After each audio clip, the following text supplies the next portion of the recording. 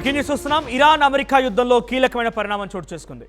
ఇరాన్కి United Arab Emirates shock ఇచ్చింది. ఇరాన్తో వాణిజ్య వ్యాపార లావాదేవీలు నిలిపివేసింది. ఆర్థిక లావాదేవీలపైన తాత్కాలికంగా ఆంక్షలు కూడా వేసింది యుఏఈ. తదుపరి ఆదేశాలు వచ్చేంత వరకు ఇరాన్తో బిజినెస్ పూర్తిగా బంద్ చేస్తున్నామని అనౌన్స్ చేసింది. మిడిల్ ఈస్ట్లో ఉద్రిక్తతలు పెరుగుతున్న వేళ ఈ నిర్ణయం చాలా సంచలనాత్మకంగా మారింది. యుఏఈ వైపు 2 బాలిస్టిక్ మిసైళ్లు దూసుకువచ్చాయి. 2 మిసైళ్లని గుర్తించింది యుఏఈ రక్షణ వ్యవస్థ. అయితే క్షిపణుల దాడి ఘటనతో యుఏఈలో హైటెన్షన్ వాతావరణం నెలకొంది. మిసైల్ ఘటన తర్వాతే ఇరాన్పై కీలక నిర్ణయం తీసుకుంది యుఏఈ. మరోవైపు మిసైల్ దాడిని ఇరాన్ కూడా ఖండించింది. క్షిపణులు తమవేనన్న ఆరోపణలు అవాస్తవమని చెప్తోంది ఇరాన్. దాడితో తమకు ఎలాంటి సంబంధం లేదని చెప్తోంది ఇరాన్. తాజా పరిణామాలతో యుఏఈ, ఇరాన్ ఈ 2 దేశాల మధ్య టెన్షన్ వాతావరణం ముదురుతోంది. మిడిల్ ఈస్ట్లో కొత్త పరిణామాలతో ప్రపంచ దేశాలు మళ్ళీ ఆందోళన వ్యక్తం చేస్తున్నాయి. సో మనం అక్కడ director of the strategic communications department MOFA ఒకసారి whole chain PCR the director of the strategic communications department at the minister of foreign affairs Afra al-Hameli rejected all allegations regarding the status of economic relationship between the United Arab Emirates and the Islamic Republic of Iran. Al-Hameli reiterated the UAE's steadfast commitment to the dialogue cooperation. So దీని ప్రకారంగా అన్ని సేవలు, అన్ని రకాల వ్యాపార వాణిజ్య సంబంధాలు మొత్తం నిలిపివేస్తున్నామని చెప్పి యుఏఈ ప్రకటించింది. అసలు ఏం జరిగింది? ఈ 2 దేశాల మధ్య నిజంగా ఎటువంటి ట్రేడ్ ఉండేది? ఆ ట్రేడ్ ఇప్పుడు ఎందుకు ఆగిపోయింది? డీటెయిల్గా మనం మాట్లాడుకుందాం.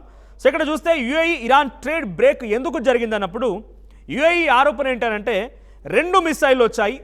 2 బాలిస్టిక్ మిసైల్ని ఇరాన్ ప్రయోగించింది. ఒకటేమో యుఏఈ టెరిటోరియల్ వాటర్స్ బయట, అంటే యుఏఈకి సంబంధించినటువంటి అరబ్ దేశానికి సంబంధించినటువంటి ఆ సముద్ర జలాల బయట ఈ బాలిస్టిక్ మిసైల్ పడిపోయింది. ఇంకోటేమో వాళ్ళ సముద్ర జలాల్లో పడిపోయింది. సో ఈ 2 కూడా తమ వైపుగానే దూసుకొచ్చాయి. తమ దేశాన్ని టార్గెట్ చేసుకొని ఇరాన్ ఈ బాలిస్టిక్ మిసైల్ని ప్రయోగించిందని యుఏఈ చెప్తోంది. అయితే ఈ దాడులకి యుఏఈ మాత్రమే కాకుండా గల్ఫ్ ప్రాంతాల్లోని షిప్పింగ్ మరియు మారిటైమ్ ట్రేడ్కు సంబంధించి ప్రమాదం కూడా వాటిల్లింది అనేది అరబ్ కంట్రీ చెప్తున్నమాట. సో ఇక్కడ ముఖ్యమైన విషయం ఏంటంటే ఇరాన్ మాత్రం ఈ ఆరోపణలు ఖండించింది. మేము ఎక్కడా కూడా బాలిస్టిక్ మిసైల్ని ప్రయోగించలేదు, తామే అని చెప్తున్న మాటల్లో ఎటువంటి వాస్తవం లేదు, ఇది నిరాధారమైనటువంటి ఆరోపణ అనేది ఇరాన్ చెప్తున్న మాట. సో ఇది ఇప్పుడు ట్రేడ్ బ్యాన్ చేసింది కదా, మరి ట్రేడ్ బ్యాన్ అవ్వడం కేవలం ఒక ట్రేడ్ బ్యాన్ మాత్రమే కాదు, ట్రేడ్ ఎక్స్చేంజెస్ ఉండవు, కమర్షియల్ ఎక్స్చేంజెస్ ఉండవు, ఫైనాన్షియల్ ట్రాన్సాక్షన్స్ కూడా ఈ 2 దేశాల మధ్య నిలిపివేస్తూ యుఏఈ సంచలన నిర్ణయం తీసుకుంది.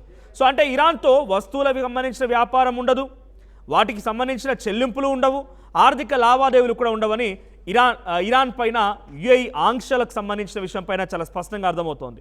ఇక్కడ అసలు కథ ఇంకోటి ఉంది. ఏంటి అది? యుఏఈలో ముఖ్యంగా దుబాయ్లో చాలా కాలంగా ఇరాన్కి ఒక ముఖ్యమైనటువంటి ట్రేడ్ అండ్ రీఎక్స్పోర్ట్ హబ్ పనిచేస్తుందంట.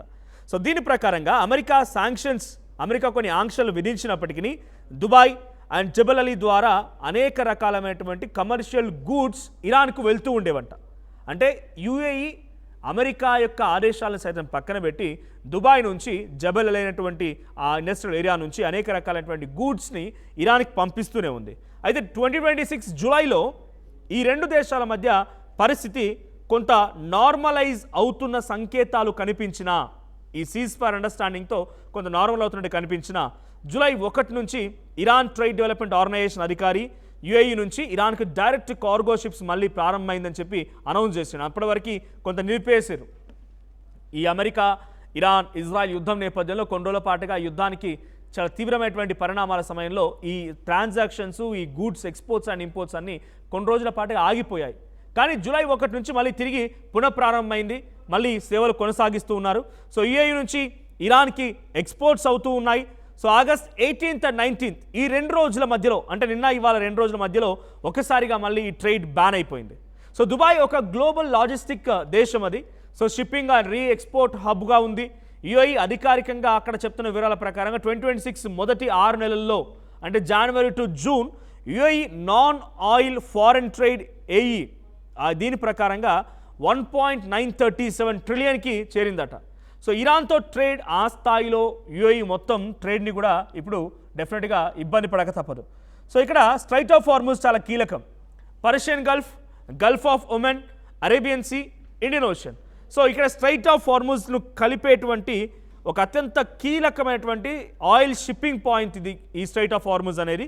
ఇరాన్కు ఈ ప్రాంతంలో భారీగా స్ట్రాటజిక్ లివరేజ్ కూడా ఉంది, అంటే ఎక్కువ మొత్తంలో భాగస్వామ్యం కూడా ఉంది టెరిటోరియల్ వాటర్స్ పైన.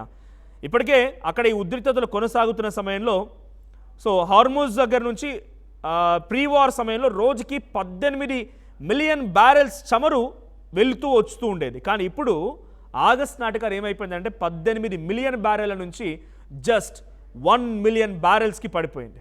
సో ఇప్పుడు UAE and state linked shipping మీద కూడా దాడులు, అనేక రకాలుగా దుబాయ్ ఎయిర్పోర్ట్ మీద అటాక్స్ జరుగుతున్నాయనే పరిణామాలు కూడా కనిపిస్తూ వచ్చాయి. సో ఇప్పుడు జరుగుతున్న పరిణామాలు చూస్తూ ఉంటే ఏదేం జరిగినా కూడా ఇక్కడ జరుగుతున్న సిచ్యువేషన్ చాలా ఎక్స్ట్రీమ్గా మారుతోంది. రెండు దేశాల మధ్య ఇంకా రోజు రోజుకి ఈ తీవ్రమైన పరిణామాలు చోటు చేసుకుంటాయనేది అటు యుఏఈ చెప్తున్నమాట. సో యుఏఈ ఏమంటుందనంటే తమపై దాడిని చాలా తీవ్రంగా ఖండిస్తున్నామని చెప్తూనే ఇంకోవైపు ఇక్కడ డైరెక్ట్గా ఇరాన్ మాపై ఈ రకమైన అటాక్ చేస్తుందని ఎప్పుడు భావించలేదు. ఇరాన్ అటాక్ని మేము చాలా తీవ్రంగా తిప్పికొట్టడంలో భాగంగా ఈ ట్రేడ్ని పూర్తిగా నిలిపివేయాలనుకుంటున్నాం. ఇరాన్ పైన మేము కొద్దో గొప్ప కనికరం చూపించినా ఇరాన్ మాత్రం మాపై ఇంకా దాడి చేస్తుంది, కాబట్టి ఈ దాడిని డెఫినెట్గా మేము తిప్పికొడతామని చెప్తోంది. ఆగస్ట్ 14న యుఏఈకి చెందినటువంటి అడెనాక్ వెజల్ స్ట్రైట్ ఆఫ్ హార్ముజ్ దగ్గర దాడికి గురైంది. ఈ దాడి కూడా ఇరానే చేసిందని యుఏఈ భావిస్తోంది. సో ఇటు యుఏఈ ఏం కోరుకుంటోంది ఇప్పుడు అంటే, ఒకవైపు ట్రేడ్ ఆపడంతో పాటుగా రీజనల్ ఎస్కలేషన్ ఇంకా పెరగకూడదు, డిప్లొమసీ కొనసాగించాలి, పీస్ని మెయింటైన్ చేయాలనేది యుఏఈ డిమాండ్ చేస్తోంది. మాకు యుద్ధం వద్దు, కానీ టెరిటరీ, షిప్స్, మారిటైమ్ రూట్స్పై అటాక్ని కూడా మేము సహించము. మాకు ఇక్కడ కేవలం యుద్ధం వద్దు, యుద్ధం ఎట్టి పరిస్థితిలో ఉండకూడదు, కానీ టెరిటరీ, షిప్స్, మారిటైమ్ రూట్స్ పైన ఎటువంటి అటాక్ జరగకూడదు. సో ఇది యుఏఈ డిమాండ్ చేస్తున్నమాట. సో ఇప్పుడు మరి యుఏఈ ట్రేడ్ నిలిపివేయడంతో ఇరాన్పై ఎటువంటి ప్రభావం పడుతుందనంటే, ఇరాన్ ఇప్పటికే యుఎస్ శాంక్షన్స్ని కోల్పోయింది, బ్యాంక్ రిస్ట్రిక్షన్స్ ఉన్నాయి, ఆయిల్ ఎక్స్పోర్ట్స్ రిస్ట్రిక్షన్స్ ఉన్నాయి, షిప్పింగ్ డిస్రప్షన్స్ ఉన్నాయి, స్ట్రైట్ ఆఫ్ హార్ముజ్ దగ్గర క్రైసిస్ కొనసాగుతుంది. వీటికి తోడు అంతో ఇంతో యుఏఈ నుంచి కొంత ఫైనాన్షియల్ ఆస్పెక్ట్లో ఫైనాన్షియల్ హెల్ప్ వచ్చింది, కమర్షియల్ ఛానల్ ఉంది, కొన్ని ఇంపోర్ట్స్ చేసుకోగలిగారు. ఇవన్నీ జరుగుతున్న తరుణంలో మళ్ళీ ఈ పెద్ద బ్యాన్ అనేది ఇరాన్కి కోలుకోలేని దెబ్బ కొట్టినట్టు అయిపోయింది.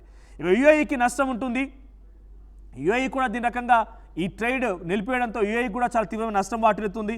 ఇరాన్ కస్టమర్స్ కోల్పోతారు, ఇంపోర్ట్స్ అండ్ ఎక్స్పోర్ట్స్ తగ్గిపోతాయి, షిప్పింగ్ కంపెనీస్ పైన ప్రభావం పడుతుంది, లాజిస్టిక్ ఆపరేటర్స్ ఆగిపోతాయి, ట్రేడ్ ఆగిపోతుంది, ఫైనాన్షియల్ ఇంటర్మీడియరీస్ కూడా ఆగిపోతాయి. సో మరి ఇప్పుడు ఈ రెండు దేశాల మధ్య ఈ రకమైన పరిణామం చోటు చేసుకున్న సమయంలో ఈ యుద్ధ వాతావరణం మరింతగా పెరిగే అవకాశం కూడా ఉంది. సో ఇప్పటివరకు ఇరాన్కి అంతో ఇంతో ఇంపోర్ట్స్ విషయంలో రీఎక్స్పోర్ట్ హబ్గా దుబాయ్ వ్యవహరించిన ఇప్పుడు అది కాస్త నిలిపివేయడంతో ఇరాన్ మరింతగా ఫైనాన్షియల్ క్రైసిస్లోకి వెళ్ళే అవకాశం ఉంది.